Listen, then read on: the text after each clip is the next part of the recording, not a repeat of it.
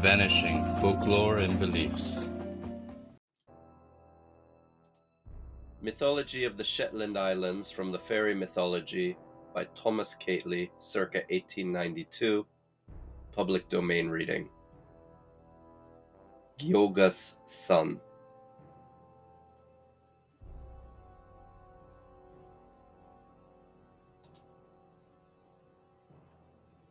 A boat's crew landed one time upon one of the stacks with the intention of attacking seals. They had considerable success, stunned several of the seals, and while the seals lay stupefied, they stripped them of their skins with the fat attached to them. They then left the naked carcasses lying on the rocks, and were about to get into their boat with their spoils and return to Papastaur, whence they had come. But just as they were embarking, they rose such a tremendous swell that they saw there was not a moment to be lost, and everyone flew as quickly as they could to get on board the boat. They were all successful but one man, who had imprudently loitered behind. His companions were very unwilling to leave him on the skerries, perhaps to perish, but the surge increased so fast that after many unsuccessful attempts to bring the boat in close to the stacks, they were obliged to depart and leave the unfortunate man to his fate.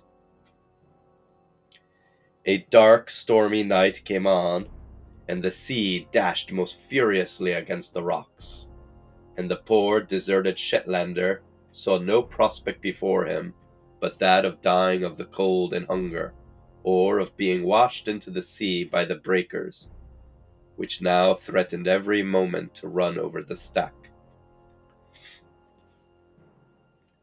At length he perceived several of the seals who had escaped from the boatmen approaching the skerry.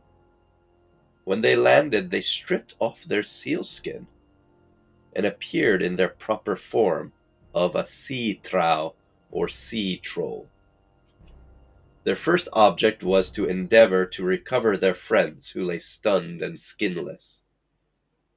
When they had succeeded in bringing them to themselves, they also resumed their proper form and appeared in the shape of a submarine people. In mournful tones, wildly accompanied by the raging storm, they lamented the loss of their sea vestures, the want of which would forever prevent them from returning to their native abodes beneath the deep waters of the Atlantic Ocean. Most of all did they lament for Ola Vitinius, the son of Gioga, who, stripped of his sealskin, must abide forever in the upper world. Their song was at length broken off by their perceiving the unfortunate boatman, who, with shivering limbs and despairing looks, was gazing on the furious waves that now dashed over the stack. Gioga, when she saw him, instantly conceived the design of rendering the perilous situation of the man to the advantage to her son. She went up to him and mildly addressed him, proposing to carry him on her back through the sea to Papastaur, on condition of his getting her the sealskin of her son. The bargain was soon made, and Gioga equipped herself in her Foshin garb. But when the Shetlander gazed on the stormy sea he was to ride through, his courage nearly failed him, and he begged of the old lady to have the kindness to allow him to cut a few holes in her shoulders and flanks, that he might obtain a better fastening for his hands between the skin and the flesh. This too her maternal tenderness induced Gioga to consent to.